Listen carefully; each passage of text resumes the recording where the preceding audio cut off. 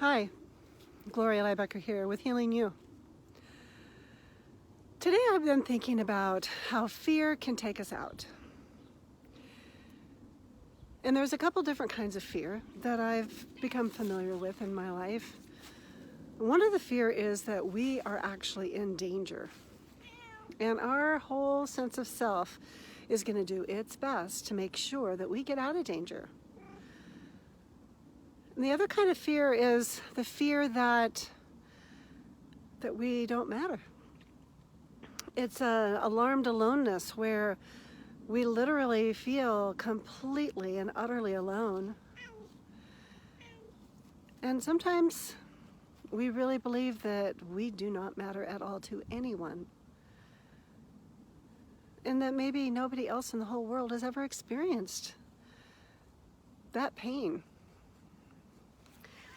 It can show up for some as a sense of abandonment,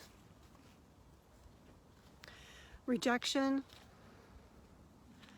Have you ever been ridiculed or made fun of? Maybe you've been dismissed and feel that you lack just whatever it is that others would want you to have. And that you have no capacity at all on your own to ever be able to measure up, be enough, find acceptance. That can be a pretty dismal place to reside. It can show up in many different ways at different stages of our life. I remember as a young child, my parents moved quite a few times in the same year, and so I lost my grounding, especially as a young child. And I remember watching the other kids, that they all seemed to fit in together, they all knew each other, and I had the distinct experience that I didn't fit in.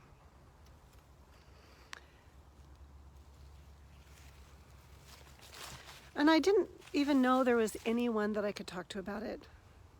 Those conversations were not common, at least not in my life. Maybe they're not common in yours. So what's really important is to know that you do make sense, and that it's possible to find places where you can have those conversations.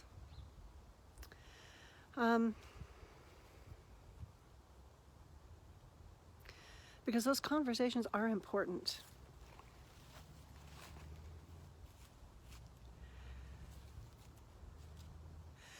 One of the things that some of us also find is that when we're in nature or when we're with animals, that there's a sense of peace, of comfort, of aliveness that we can experience that maybe we didn't experience with other people. And that can be an inroad for many of us.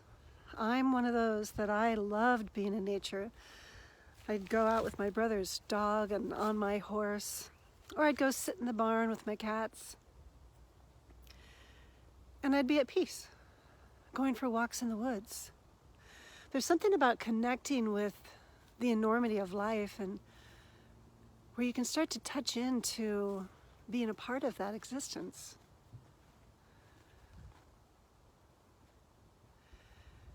And what I want to put out there is, when you can feel that in your body, when you can notice what it's like to be you in the different environments that are available in our world, you can trust your body's wisdom to allow you to find others that you would resonate with. I also want to acknowledge that it's true that when we've had patterns of being alone and not being sought out by others, that we need to be able to learn how to receive. Because we haven't been a receiver in our life, and we don't really understand that that's possible, or that it doesn't feel safe. So how do we begin to allow ourselves to experience that it's safe? In my experience, we need lots of repeated experiences of that in relationship with others. When we can repeat those experiences, we develop new pathways. And the more we get to strengthen those pathways, the more we discover that we make sense. And that we can not only receive, but we can begin to give. We can develop reciprocal relationships of trust. And sometimes it starts going for a walk in nature. Other times it starts connecting with other mammals. And sometimes it starts by daring to reach out and allow your experience to be felt and heard, and noticing what that's like.